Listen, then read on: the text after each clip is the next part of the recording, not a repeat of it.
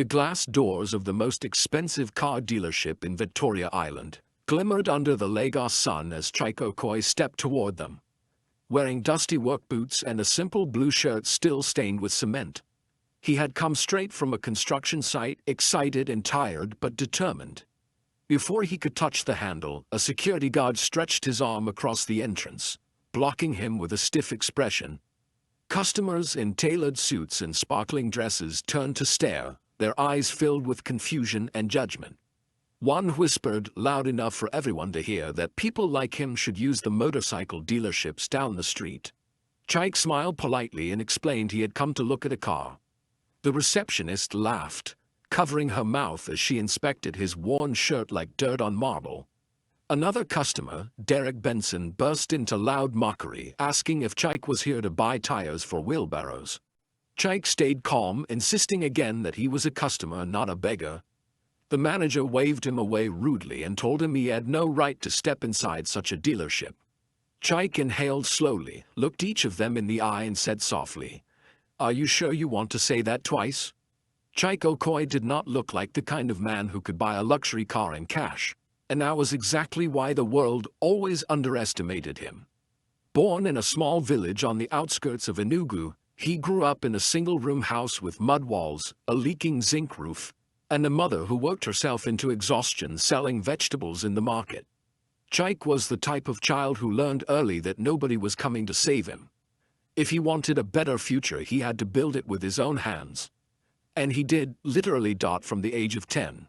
He followed bricklayers around construction sites, carting sand, washing tools, and mixing cement for a few naira.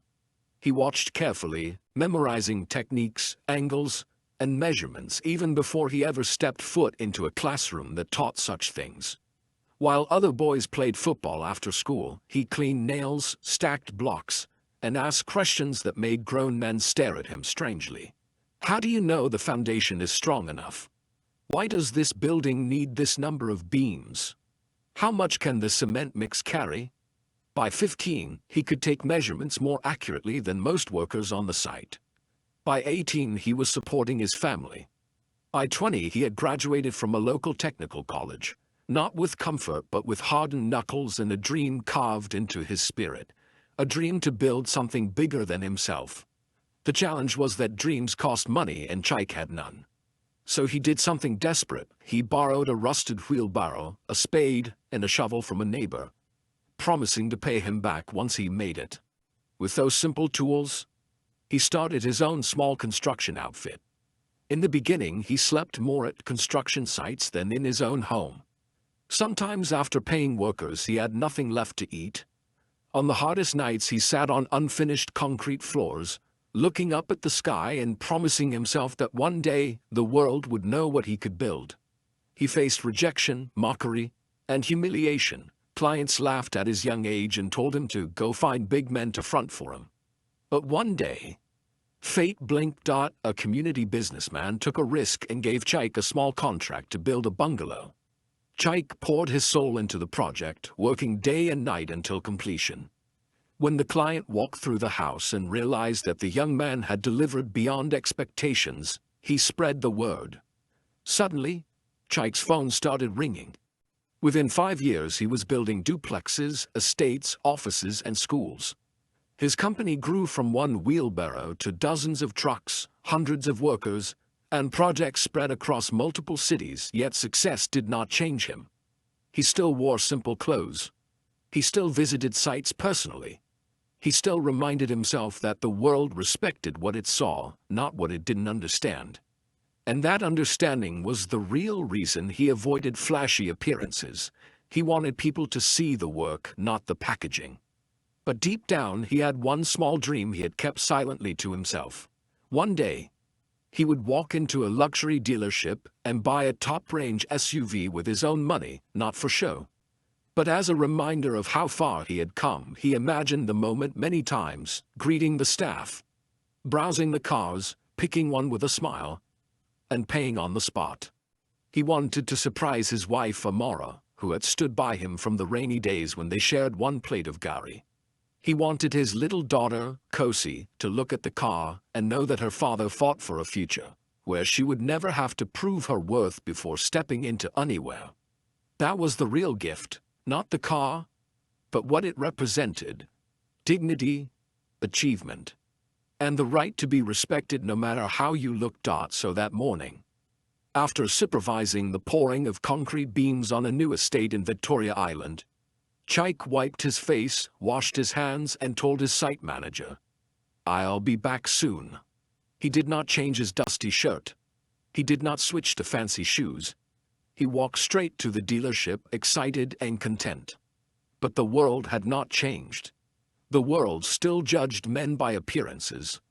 The dealership had marble floors, gold-lined glass doors, and staff who believed they knew instantly who belonged and who didn't. And the moment Chaik approached, they concluded he didn't. The security guard sized him up like a man caught trespassing.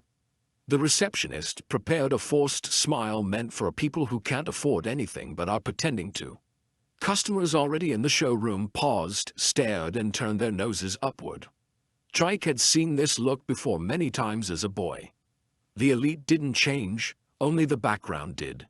He should have walked away. He should have preserved his pride. But he remembered something his mother had once told him. If you run every time someone thinks you are nothing, you will spend your whole life running. So he stood his ground, he cleared his throat and spoke with calm decency. "Good afternoon. I'm here to buy a car. Not browse, buy. Not a dream, purchase." That simple statement shocked everyone within hearing range. Their judgment sharpened. Their contempt thickened. Not a single person in that dealership suspected that the man in dusty boots had more money in the bank than all of them combined. And the humiliating drama was only beginning. The lobby of Royal Crest Motors was polished to perfection, smelling of new leather, imported perfumes, and the expensive silence that only wealthy spaces possessed. Tall glass panels displayed gleaming exotic vehicles, SUVs, sports cars, limited edition sedans, each with price tags that could buy entire houses. Yet the moment Trico Koi stepped toward the entrance, wearing boots caked with dust, the world inside froze and judged. The security guard, a broad-shouldered man with stern eyes, moved instantly to block him, stretching one arm across the doorway as if shielding the showroom from contamination. Chaik stopped, surprised, then offered a polite nod, expecting a simple check or question, but instead received a glare loaded with insults. Customers seated on leather couches glanced up as if watching a dramatic movie scene. Some leaned in, pretending to check their phones while secretly listening. Others whispered faintly, letting their disbelief travel across the room. Chaik inhaled slowly, reminding himself that losing his temper would give the world exactly what it expected. "Good afternoon," Chaik said calmly, speaking with the confidence of a man used to being underestimated. The guard didn't blink, didn't move, didn't nod. Instead, he stared at Chaik's shirt, then at his boots, then back at Chaik with a curious kind of disgust. "Deliveries are at the side," the guard finally replied, tilting his head toward a narrow passage near the building. The tone wasn't hateful, just dismissive, like he was explaining a rule everyone already knew. Chaik responded, still composed, "I'm not here for delivery. I came to check a car." The guard looked genuinely confused, as though he had never heard such a statement before coming from someone dressed like him. His brows furrowed, his jaw tightened, and without bothering to disguise his disbelief, he replied, "Check a car like what?" Before Chaik could answer, the receptionist called out sharply from her desk near the entrance, "Excuse me, sir, can we help you?" But the help in her voice carried no generosity. She had a face powdered with expensive makeup and nails that sparkled with stones. Her eyes narrowed the instant she saw Chaik, her judgment arriving faster than her professional smile. She stood, adjusted her blazer, and walked toward the entrance with the stiff posture of someone preparing to shoo away an unwanted visitor. Chaik greeted her warmly, yet she didn't respond to the greeting. Instead, she gave his boots a slow scan from toe to ankle, as if the dust was an offensive stain on her mourning. "Sir, we don't allow walk-ins of this nature," she murmured, struggling to phrase the sentence without sounding openly rude. But the insult had already landed. Chaik raised his head slightly. "Are you saying I cannot come inside?" he asked calmly, his tone still respectful. The receptionist hesitated, glancing at the people inside. A couple in designer clothing stared directly at them, whispering behind their hands. A thin young mechanic polishing a sports car paused, stealing glances at the scene, perhaps already predicting trouble. The receptionist tried to force a smile as she answered, "It's just that our customers come with appointments or appropriate presentation." She emphasized the last two words slowly, making sure the meaning wasn't lost. Chaik felt the familiar sting of social bias, something he had tasted for years before success ever came. Yet instead of reacting, he kept his voice leveled. "I have business here like anyone else." One of the customers laughing nearby was Derek Benson, a wealthy gas distributor with an ego so large his presence filled the entire showroom even while seated. Derek was already sipping champagne from a crystal glass offered to him by a hostess. He wore bright Italian loafers, a gold chain large enough to be noticed from a distance, and a smirk permanently etched on his face. The moment Chaik attempted to explain himself, Derek leaned forward and laughed loudly enough to gain everyone's attention. "This one wants to buy a car," he said theatrically, pointing his glass toward Chaik. "My friend, the motorcycle shops are 3 blocks down. Maybe start there? This is not where people come to price wheelbarrows." Half the showroom chuckled softly, some pretending not to enjoy the spectacle, others embracing the entertainment. The receptionist covered her mouth dramatically, pretending she wasn't amused, though her eyes glowed with satisfaction. Chaik turned his head toward Derek, meeting his gaze without an ounce of bitterness.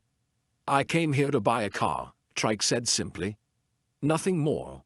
His voice wasn't loud, yet it carried weight. Even Derek stiffened slightly at the certainty in the tone. But mockery wasn't finished. Derek shook his head and laughed harder. "My brother, the only thing you will buy here is embarrassment." Chaik could have walked out. Any other person enduring that level of belittlement might have. But Chaik had lived through worse. He had built his company while men twice Derek's age called him small boy and refused to pay him on time. He had seen days when bankers laughed at him for entering their branches covered in concrete dust from working all night at a site. He remembered once overhearing an accountant saying, "People like him don't grow big. They remain roadside artisans forever." Yet here he was owner of one of the biggest construction firms in the region, still treated like nothing because of a shirt and boots. That was life. The receptionist folded her arms and tapped her nails against her elbow, signaling her impatience. "Sir, we serve legitimate clients. If you're here for something else, cleaning, delivery, repairs, please use the other entrance." Her tone was cold, deliberate. Chaik swallowed, pulled out his handkerchief, and wiped his face calmly. "Madame, I am here to inquire about purchasing a vehicle." "That is all?" The guard now looked uncertain, shifting slightly. He had expected the man to walk away by now. The firmness in Chaik's tone was unexpected. At that moment, the showroom manager appeared from a glass office, adjusting his tie with the dramatic seriousness of someone who believed his position carried royal authority. His name was Mr. Franklin Adamo, a man known for valuing appearances more than results. He walked over, signaling the receptionist to step aside. "Is there a problem here?" he asked, though he had clearly overheard most of it. The receptionist gestured toward Chaik and whispered something into Franklin's ear. His lips curled ever so slightly. Then he turned to Chaik with a professional smile that barely disguised the disrespect underneath. "Good afternoon. Can we help you?" Chaik nodded. "Good afternoon. I came to look at one of your SUVs, Franklin blinked, staring at Chaik's shirt and boots again. "I see, and do you have an appointment?" Chaik replied, "No, I walked in." Franklin clasped his hands behind his back and lowered his voice. "Look, our clients come in a certain capacity. This environment is quite high-end. Not everyone can." Chaik cut in gently. "Are you telling me I'm not welcome here?" Franklin's smile remained, but his eyes hardened. "Sir, I am simply telling you we have procedures. You may not be able to afford what we offer. I don't want you to waste your time." A few customers gasped softly. Others stared, pretending to nod along as though this kind of filtering was expected.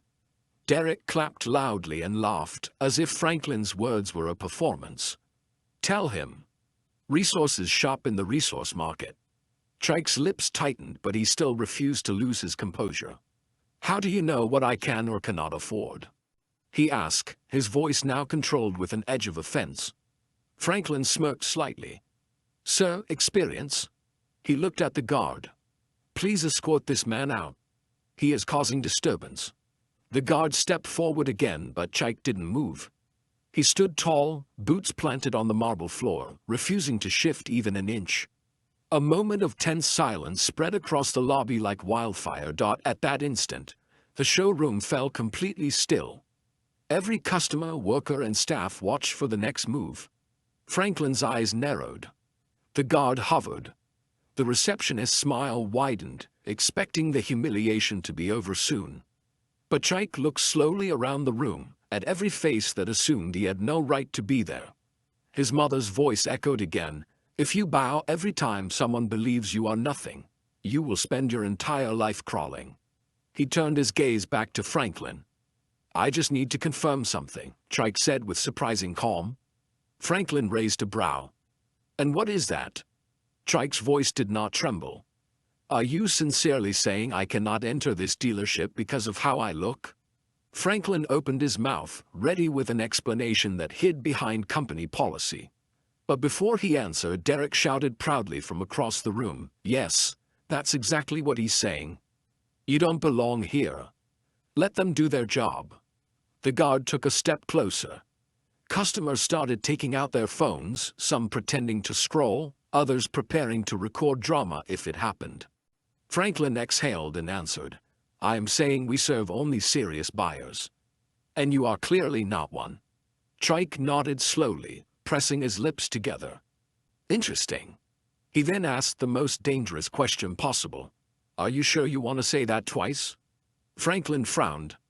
"Twice?" Chike repeated calmly, "Are you absolutely certain?" The guard, already frustrated, placed a hand on Chike's shoulder to guide him out. But Chike didn't move. His voice became low, firm, almost cinematic. "Because once you say it twice..." He paused, ensuring every ear in the room caught the words, "I will respond." The room held its breath. Franklin scoffed lightly, mistaking the moment as empty drama. Derek laughed again, nearly spilling his drink. The receptionist folded her arms, prepared for the guard to dump Chike outside. But something in Chike's tone unsettled a few people, even if they couldn't explain it. Perhaps they sensed that Chike wasn't a regular man. Perhaps they sensed that this story wasn't going to end the way Franklin expected. The guard tightened his grip. Franklin raised a hand to give the final dismissal, confident that this confrontation would end with the poor man humiliated on the pavement outside. But under the surface, the tide was already starting to turn. The next words from Franklin would become the last insult spoken before the world inside that dealership flipped completely upside down, and Chike, who had spent a lifetime swallowing disrespect, was finally done swallowing anything. The moment had come when silence no longer served him. He was about to show them that wealth did not always wear a suit, and power did not always walk in polished shoes. The most dangerous men in the world were often the ones nobody saw coming. The security guard's fingers tightened on Chike's shoulder, prepared to push him toward the exit with the quiet efficiency of someone used to removing unwanted guests. Chike remained still, neither resisting nor complying, his calmness more unsettling than anger. Inside the showroom, whispers ran through the air like ripples in still water. People who moments ago reclined comfortably now leaned forward, watching the unfolding drama with keen interest. A few customers smirked, already predicting how the dusty laborer would be tossed out like a broom with a broken handle. Derek Benson placed his champagne glass on the nearest table and clapped once loudly, as if approving the scene. The receptionist stepped back, ready to return to her desk, believing the embarrassment was finally concluding. Even Franklin, the manager, seemed convinced that the matter had been resolved. But one thing none of them understood was that Chike never fought with shouts or fists. His weapon had always been proof. Chike turned slowly, removing the guard's hand from his shoulder with a gentle but unshakable motion. He didn't raise his voice. He didn't posture like a heated customer. Instead, he spoke in a tone that suggested absolute control. "Before you escort me out," he began, looking straight at Franklin, "I want to make sure we record your final decision clearly." Franklin blinked, trying to hide his unease behind his professional mask. "Decision?" he repeated. Chike nodded. "Yes, you are refusing me entry because of how I look. Correct?" The manager's jaw tightened. He wanted to deny it, but denying now would undo the image of authority he had just performed in front of staff and clients. Before Franklin could craft a diplomatic response, Derek once again shouted across the room, "My friend, stop speaking grammar. You were rejected, simple." People laughed again, though this time a few didn't. One older man in a gray agbada shifted uncomfortably, sensing the situation was turning sour in a way that might not favor the establishment. A young woman scrolling her phone considered opening her camera. The mechanic polishing a sports car placed his microfiber cloth down, sensing something unusual was coming. Franklin finally answered with a cool voice, "We have standards. Customers here meet certain expectations. If you do not, we reserve the right to refuse service." Chike nodded slowly. "Good, thank you for clarifying." He reached into his pocket calmly and brought out a smartphone, clean, expensive, with a metal casing that gleamed under the lights. The phone itself already contradicted the assumptions the showroom had made. The receptionist's eyes widened slightly, noticing it wasn't the type of phone a struggling laborer usually carried. Franklin's expression shifted, just slightly. Even Derek fell silent for a brief second. Chike unlocked the screen with a fingerprint swipe, then turned the device so the screen faced them. "You see," he said, "I did not come to beg. I came to buy." He tapped his banking app, opened it, and enlarged the balance for the world to see. Gasps erupted across the room instantly. The numbers on the screen reflected a balance so large that even the wealthiest guests in the showroom blinked twice to confirm they weren't hallucinating. Not tens of thousands. Not hundreds of thousands. Multiple millions, enough to buy several of the cars on the showroom floor outright, with change to spare. The manager's face drained of its false confidence, and his lips parted slightly as if words had suddenly abandoned him. The receptionist's arms dropped to her sides, shock replacing the earlier superiority. One of the younger staff members unconsciously clasped his hands behind his back as if he had suddenly discovered respect. Even the security guard slowly stepped away. Embarrassed by the hand he had placed on Chike just seconds earlier, Chike stood in the center of the room, boots dusty, shirt stained, phone shining like a weapon without needing to speak. The silence itself was a statement. After a few beats, Derek forced a laugh, though it sounded weak this time. Okay. Maybe the app is fake," he said unconvincingly. Chike rotated the phone so it faced him again, then tapped another app, his construction company's financial account. Another massive balance appeared. A few people in the showroom shifted uncomfortably, realizing that the man they had just belittled had more wealth than most of them combined. Derek sank deeper into his seat. Franklin swallowed hard, his Adam's apple moving visibly. Chike finally spoke. "Now," he said in a soft but steady voice, "should I speak to a salesperson, or are the policies still in place?" That question hit Franklin directly in his pride. The facade of authority he had worn dissolved like wet paper. He straightened his tie nervously and forced out a smile that no longer carried power. "Sir, of course we apologize for the misunderstanding. Please come in. We will attend to you immediately." Chike didn't move. "No, you pushed me away before hearing me. You judged because you believed I was beneath you. Now you want to serve me because you believe I am above you. Neither decision is based on who I am, only on what you think I have." Franklin's face darkened with embarrassment. No one in the showroom dared speak. Derek attempted to salvage his pride. He chuckled lightly and stood up. "My brother, don't take it personal. This is how business works. People judge by surface." Chike turned to him, not with rage but with something more unsettling clarity. "I know," he said. "I have lived with that truth since childhood. But sometimes, the surface teaches lessons the inside refused to learn. Derek's smile wobbled. He had become used to mocking others without consequence. Facing someone who wasn't intimidated was new territory. He opened his mouth to reply, but Chike continued, "You have spoken loudly since I stepped in. If you were right about me, your words would have been justified. But if you were wrong, then you owe a correction." The room stiffened. Derek's ego stood at a crossroad.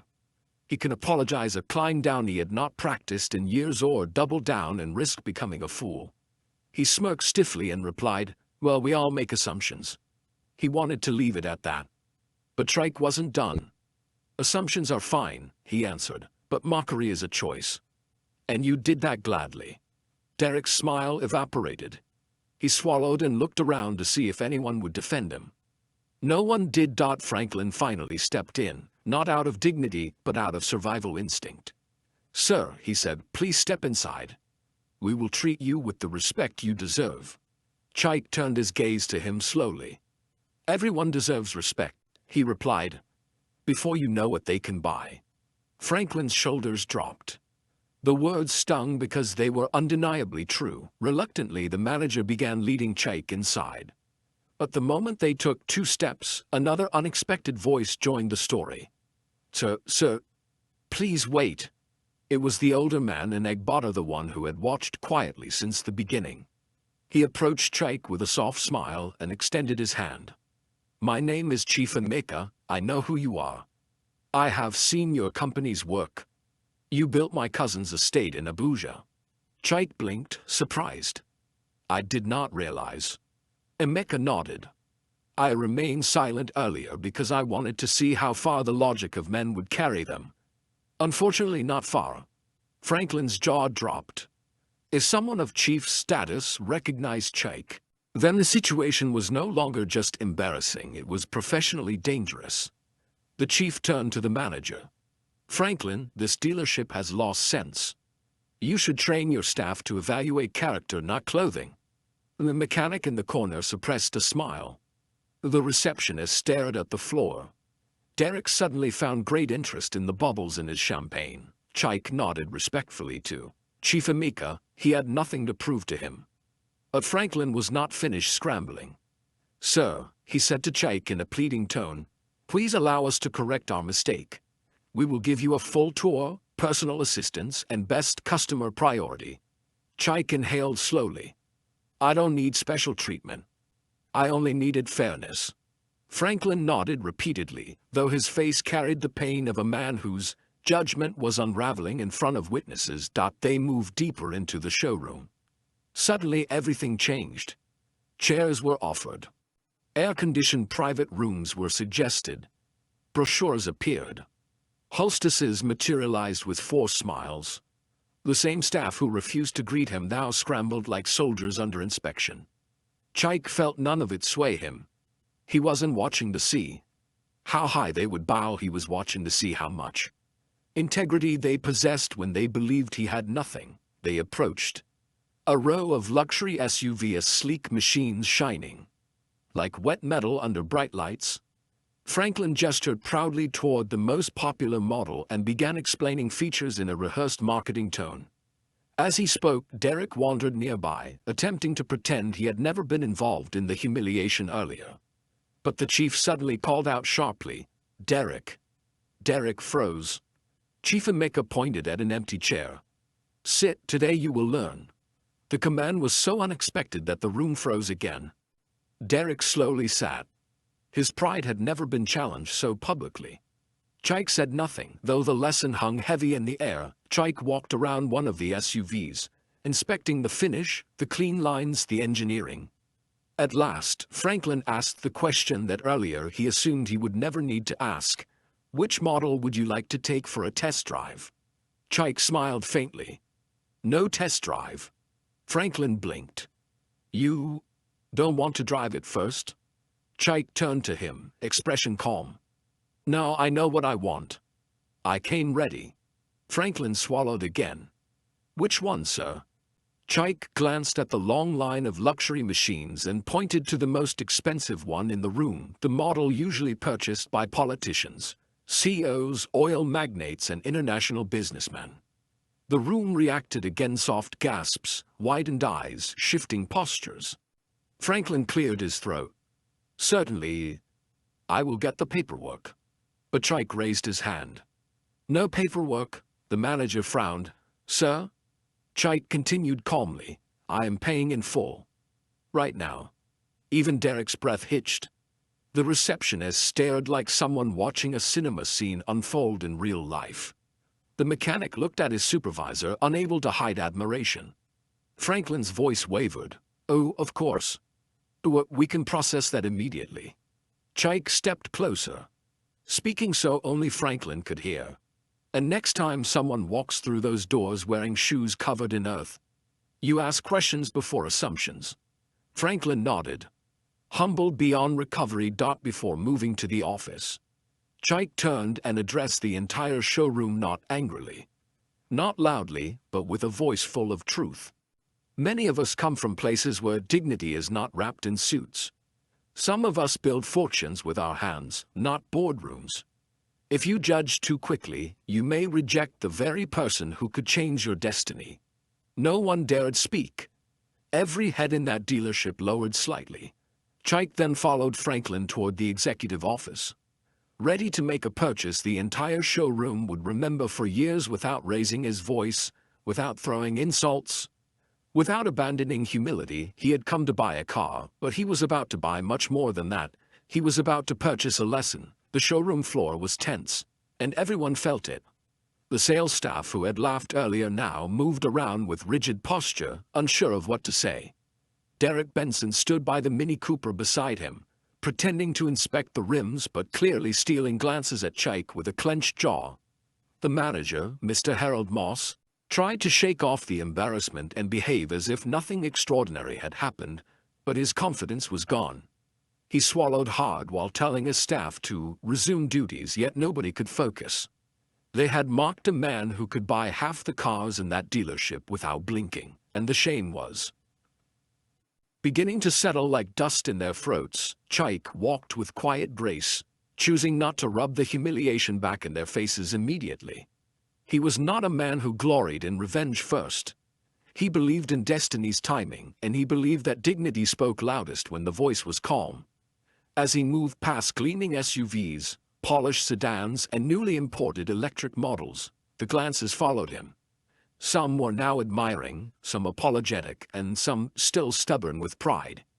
But one thing was clear: everyone in the dealership now knew they had misjudged him. The manager positioned himself beside Chike as they approached a black luxury SUV with tinted glass and chrome finishes.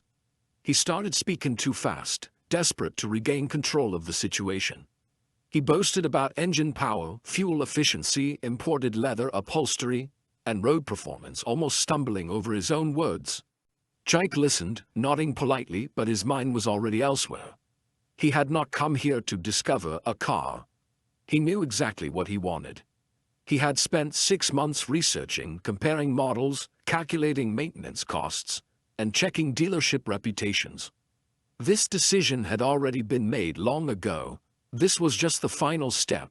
After the manager finished his nervous presentation, Chike stepped closer to the SUV, running his fingertips along the smooth metallic surface. He remembered the long nights earlier in his life when he would walk home from construction sites, because he could not afford transport. He remembered the years he stored away earnings in small increments because every responsibility at home demanded sacrifice. He remembered helping relatives through school, taking on debt, and pushing himself because failure was not permitted. While others slept, he was planning. While others mocked, he was building. Today was not a miracle. Today was payoff. The receptionist, who had laughed earlier, approached with a fragile smile, holding brochures like peace offerings. She spoke softly, almost whispering, trying to mask the tremor in her voice. Chike thanked her kindly and received them, but there was no malice in his tone. The staff were stunned by how composed he remained. Many would have shouted, insulted, or taken pleasure in their humiliation. But Chike carried a stillness that came from years of hardship. People who survive storms do not shout at rain, a younger staff member, A sales trainee named Sei stepped forward nervously. He had not laughed. In fact, earlier he had tried to approach Chaik but was stopped by the manager who told him to focus on real customers. Now he spoke with genuine respect. He asked Chaik what kind of vehicle he had in mind, and Chaik mentioned the exact model and customization he wanted. Sei's face lit up, and he immediately pulled out his tablet, eager to assist the man everyone had dismissed. Derek Benson stood a few feet away, arms folded, face darkening with envy. It bothered him deeply that someone who looked like a laborer could afford what he saw as a rich man's privilege. He muttered to another customer that money is wasted when spent by the wrong people. The customer cringed and pretended not to hear. Even Harold, the manager, shot Derek a warning look. Derek was not helping the situation. But Derek was the type who would rather drown than admit he misjudged someone. As Sei began entering details into his system, he respectfully asked Chaik whether he wanted financing or full payment. The sales floor went silent again. Heads turned. Conversations paused mid-sentence. Chaik responded calmly that he would pay in full. Derek scoffed loudly and whispered something about showing off, but this time nobody laughed. Everyone was curious now. What kind of man walked in straight from a construction site and dropped full payment on a car most executives needed payment plans for?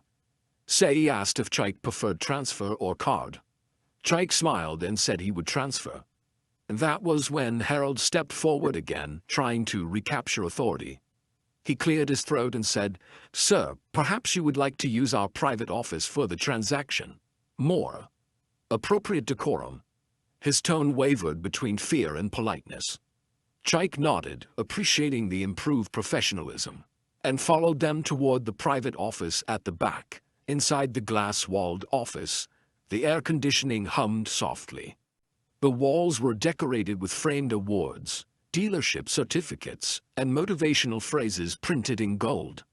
Sei sat opposite Chaik, preparing paperwork, while Harold clutched his own hands behind his back, sweating silently. Derek lingered outside, pretending to look at a car catalog, but clearly watching every movement through the transparent glass. Chaik pulled out his phone, opened his banking app, and prepared to make the transfer. The receptionist, still embarrassed, brought bottled water and left quickly. Sei read out the dealership account details, and Chaik input them one by one. Then he paused and looked at Harold, asking calmly, "Before I confirm payment, I need one thing." The tension in the room tightened instantly. Harold forced a smile and asked what he required. Chaik leaned back slightly, but his voice remained steady and respectful. He said he wanted every staff member who had insulted him to acknowledge their mistake. Not because he wanted revenge, but because prejudice grows stronger when it is never confronted. He stated that he was not asking for public embarrassment. He simply wanted recognition that assumptions had been made, that value was measured by clothing, and that human dignity had been ignored. Harold was trapped. He could not refuse. The dealership had already mishandled the situation publicly. If Chaik walked out and posted the incident online, a viral disaster would begin within minutes. He nodded stiffly and stepped out of the office. The staff assembled with heads lowered, some biting their lips, others sweating through their uniforms. Derek stood among them, arms crossed defiantly. Harold began by admitting their error. He apologized on behalf of the dealership, acknowledging that they should have served Chaik with respect from the beginning.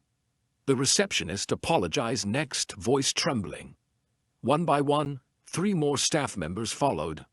None of them made excuses.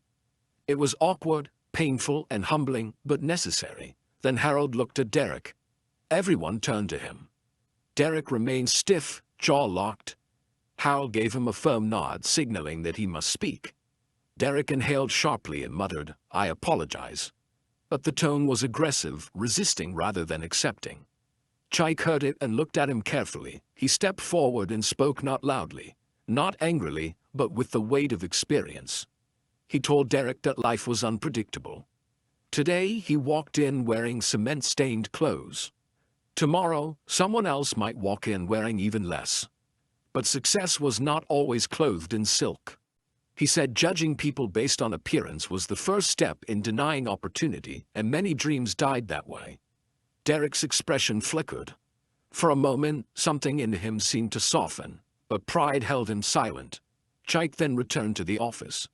The staff dispersed, some returning to their tasks with shame sitting heavy in their steps.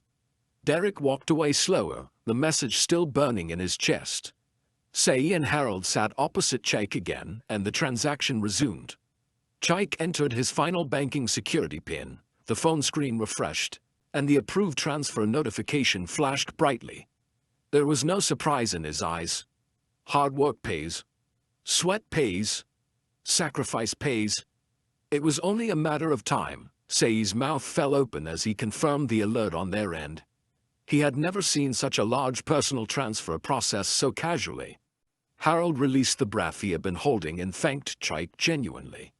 Chike nodded and requested that the car be ready for pickup the next morning. Harold agreed immediately. He offered free servicing for a year, extended warranties, and premium dealership benefits, desperate to salvage loyalty.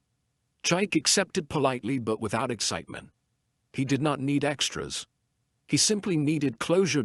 As Chike prepared to leave the dealership, he walked through the showroom slowly. Not as a customer seeking validation but as a man whose presence demanded respect. The same security guard who had blocked him earlier rushed to open the door, apologizing repeatedly. Chike smiled and told him sincerely that he understood. People acted from what they had been taught. But true strength came from unlearning. The guard nodded, humbled deeply. Outside, the sun had started its descent, bathing the city in soft orange. Construction dust still clung to Chike's boots, but now the boots had walked across polished marble flooring and left invisible footprints of a story that would be retold many times. He called a taxi and waited on the pavement. Customers inside still watched from the glass panels, their expressions mixed with admiration and reflection. Some whispered, some stared at their shoes, and a few looked genuinely changed.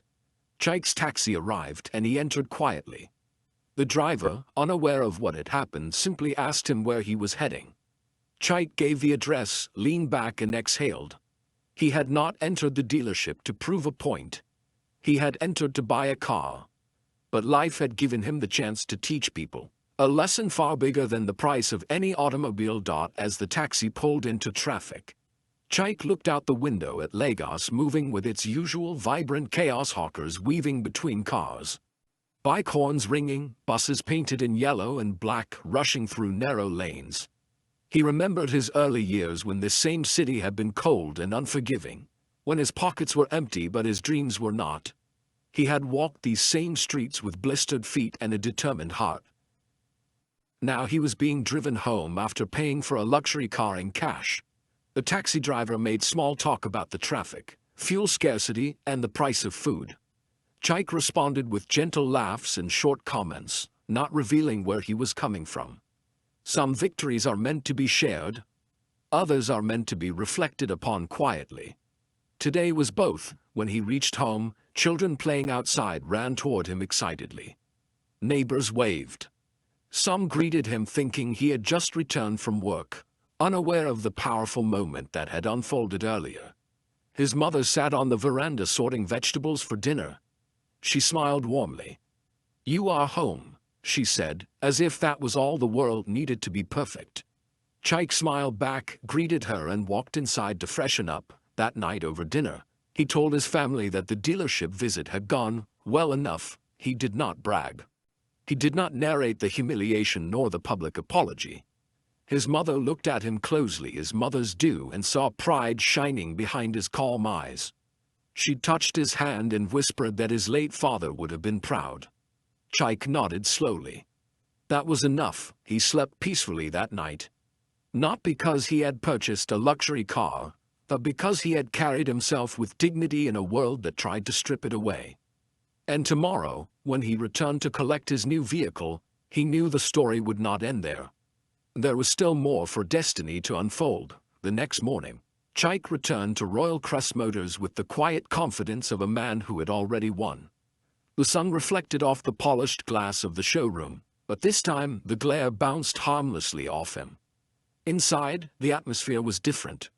News of yesterday's event had already circulated among staff and early arriving customers. Whispers moved through the air like a river, some in awe, others in lingering judgment. Derek Benson, who had attempted to mock him the previous day, lingered near the entrance, arms crossed, pretending casual disinterest.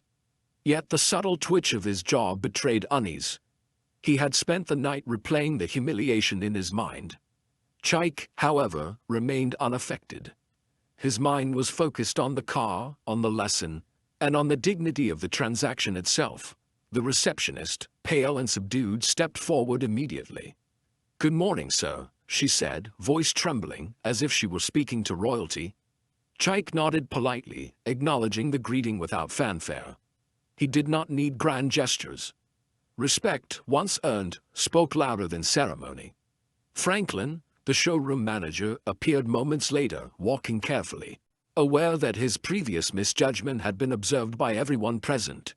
"Sir," he began, "we've prepared everything for you. Your vehicle is ready, fully customized to your specifications." His voice was tinged with nervous humility. Chike merely smiled slightly and followed him. The black luxury SUV that he had chosen gleamed under the showroom lights, flawless and intimidatingly elegant. Its engine purred as though it were alive, and the chrome trim caught every beam of sunlight pouring through the windows. Chike approached the driver's side, opening the door and inspecting the interior with meticulous attention. The leather seats were supple, the dashboard flawless, the technology cutting edge. Yet even as he admired the craftsmanship, Chike's mind wandered briefly to his years of struggle, dusty boots, long nights on construction sites, and the sacrifices that had built this moment. Every hardship had been a stepping stone leading him to this precise place. Sei, the young salesperson who had assisted him yesterday, approached with a tablet ready to finalize the paperwork. "Shall we begin, sir?"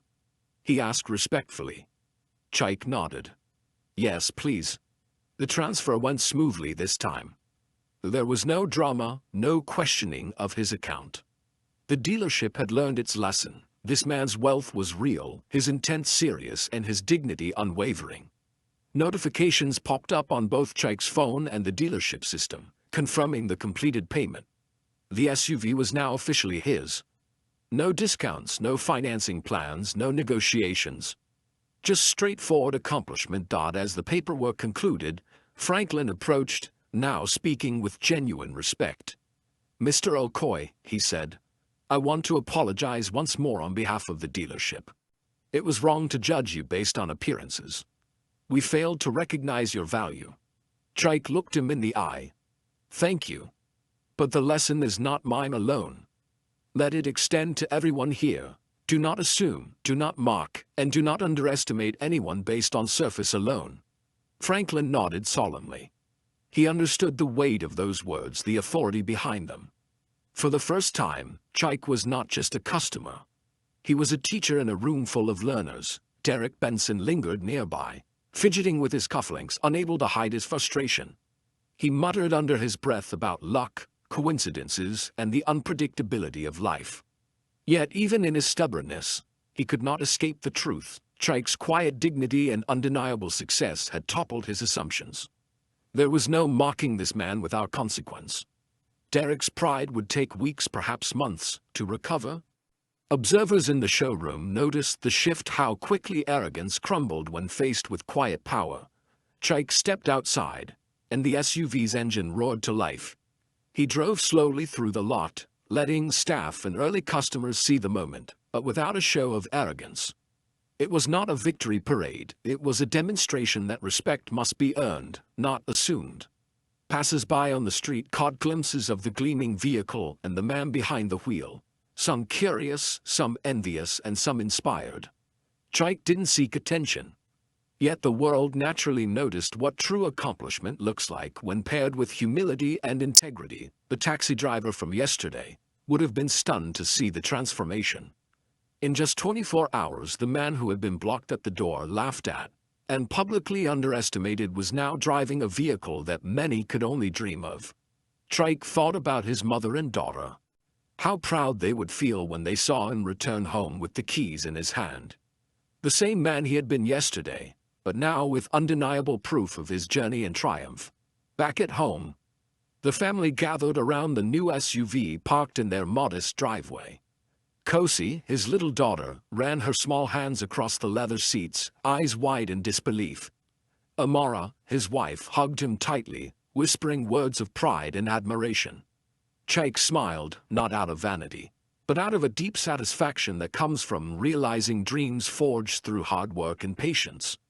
This car was not merely a vehicle, it was a symbol of resilience, of determination, and of the quiet power of refusing to be judged unjustly. That evening, as Lagos shimmered with neon lights and the hum of city life carried on, Chaik reflected quietly. He remembered the construction sites, the late nights, the countless dismissals, and the laughter he had endured. And now, standing in front of his new vehicle, he realized that every challenge had been a preparation for this very moment. The lesson was clear: dignity, patience, and unwavering self-belief could command respect even from those who believed appearances were everything. Meanwhile, news of the incident began to spread. Social media accounts had picked up whispers of the black man who bought a luxury SUV despite being mocked. Screenshots of his bank app circulated alongside commentary about humility, success, and resilience. Franklin and his staff watched in astonishment as their dealership inadvertently became the backdrop for a nationwide lesson in respect and judgment. Derek Benson, finally silent, realized that some stories cannot be unlearned. They become part of your conscience, reshaping how you view the world. Caike did not engage with the online attention. He focused on his family, on his employees, and on the next projects he had in mind. Wealth and success, he believed, were not for showing off, they were tools to teach, to inspire, and to provide opportunities. Yet he knew the story would live on. People would remember it not for the car itself, but for the quiet dignity with which he carried himself, for the lesson he imparted without arrogance, and for the undeniable truth that prejudice often crumbles when faced with undeniable achievement. As the night deepened, Chaik parked the SUV in the driveway, stepping back to admire it in the soft glow of the porch light. It was more than a car. It was a testament to perseverance, a symbol of battles won, and proof that the judgment of others could never define his worth. The city continued around him, chaotic and vibrant. Yet Chaik stood quietly victorious, knowing that true respect comes not from appearances, but from the integrity of one's actions and the unwavering pursuit of one's dreams. The streets of Lagos carried on in their usual chaotic rhythm. Yet inside the Okoye household there was a calm that only triumph earned through perseverance could bring. Chaik stood in front of the black luxury SUV, polished and gleaming, a symbol not merely of wealth, but of a journey from dust to dignity. His boots, still slightly scuffed, reminded him of the long years of labor, the nights when the only currency he possessed was ambition, and the days when every dismissal stung sharper than any physical wound. But tonight the sting was gone. It had been transformed into a quiet sense of justice, proof that determination, integrity, and patience could command respect even from those who had once been blinded by prejudice. Inside, his family gathered, faces alight with pride and joy. Amara's hands never left his. Kosi's small fingers traced the leather seat, eyes wide with wonder, unable to comprehend the full weight of what her father had achieved. Chaik looked at them and smiled, a deep, genuine smile that had nothing to do with the car, and everything to do with the lesson embedded in the journey. He had faced the sneers, the dismissals, the laughter, and the outright disdain, yet he had remained composed. And now the world has seen the truth. Appearances can deceive, but hard work, intelligence, and resilience do not. The story of yesterday's confrontation at Royal Crest Motors had already begun to circulate online. Screenshots of Chaik's bank app, the polite but firm conversations with the manager, and the staff's eventual apologies were shared widely. Comments poured in, some celebrating the triumph, others condemning the arrogance of the dealership, and a few reflecting on their own judgments. The narrative resonated because it was not just about a car, it was about respect, human dignity, and the power of quiet triumph. People recognized themselves in Chaik's journey, the underestimated, the overlooked, the ones told they did not belong. simply because of the packaging of their lives. Trike's story became a lesson in humility, an awareness for all who had witnessed or heard about the event. The dealership, once a place where judgments ruled unchecked, now faced scrutiny. Employees were required to undergo training in client relations and diversity awareness. Franklin, the manager, confessed privately to Chike that the experience had reshaped his perspective. "I thought I understood people," he admitted, "but yesterday proved I had been blind." Chike smiled. He did not seek apologies, he sought transformation, not vengeance. Even Derek Benson, the ostentatious businessman who had mocked him so openly, found himself reflecting on his actions. That night, he replayed the scene endlessly in his mind: the dusty boots, the calm eyes, the bank app, and the quiet authority that demanded acknowledgement. Derek realized, perhaps for the first time, that privilege and wealth do not grant insight or moral superiority. True power lies in character, in perseverance, and in the ability to rise above ridicule without letting it break your spirit. Chike knew this victory extended beyond personal gain. The lessons of that day were already reaching far. His employees returned to work with renewed motivation, inspired by his composure. Neighbors discussed the encounter, debating judgment and humility. Even strangers online reflected on the story as an emblem of what integrity could achieve in a world quick to judge by surface. In essence, he had turned a moment of potential shame into a ripple effect of inspiration. His triumph was not only measured in the luxury SUV now parked in his driveway, but in the intangible shift it created in others' minds and hearts. As night deepened, Chike walked along the veranda of his home, looking out over the city that had witnessed his rise. The traffic lights blinked, motorbikes weaved through congested streets, and the hum of life carried a rhythm that had accompanied him through decades of effort. He remembered the younger version of himself, exhausted yet hopeful, dreaming beyond the dirt roads and concrete sites, facing dismissals that would have broken most men. Tonight he honored that younger self not with words but with results. He had shown the world that dignity and self-respect cannot be dictated by anyone else. In the quiet moments, Chike contemplated the broader meaning of what had transpired. Wealth, while impressive to many, had not been the lesson. It was the courage to stand firm, the calm in the face of derision, and the refusal to let societal biases dictate self-worth. These were the attributes that commanded real respect. He thought of the people who would share this story, those who would remember it when they were doubted, dismissed, or underestimated. For them, he had become more than a man buying a car. He had become a symbol of resilience and quiet power, even as the city buzzed around him. Chike felt an internal stillness, the satisfaction of a man who had conquered not just material obstacles, but the invisible barriers of prejudice. He had turned humiliation into opportunity, laughter into reflection, and judgment into acknowledgement. The dealership had learned, Derek had learned, his employees had learned, and the world watching online had learned. And yet, for all the lessons imparted, Chike remained humble. Pride, he understood, was earned through character and action, not recognition or attention. Finally, he turned toward his family inside, seeing their faces illuminated by soft lights. Their eyes held admiration, but more importantly, they held understanding.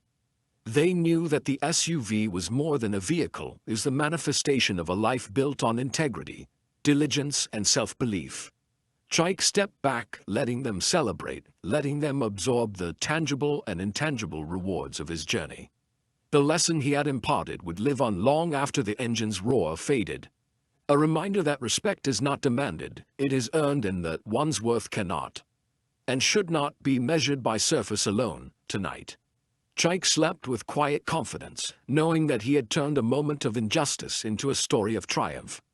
A story that would inspire others to rise, to persevere, and to meet the world with unwavering dignity. And as Lagos shimmered in neon lights and distant traffic hummed, he knew that life's greatest victories are often those quietly won in full view. By the steadfast belief in one's own worth. If Chike's story moved you, imagine the countless untold tales of strength, resilience, and triumph happening every day across Africa and beyond. Stories where courage meets dignity, where the underestimated rise, and where justice finds its way even when the world doubts. Subscribe, Now to our channel and join a community that celebrates these incredible journeys. Hit the notification bell so you never miss an episode of real-life drama, life-changing lessons, and moments that will leave you inspired, emotional, and empowered. Comment below with your thoughts. Have you ever faced a moment where people judged you before knowing your worth? Your story could be featured in the future episode. Remember, every episode is more than entertainment. It's a reflection of life, a lesson in resilience, and a reminder that your potential is greater than anyone's assumptions. Subscribe, watch, and let these stories change the way you see the world.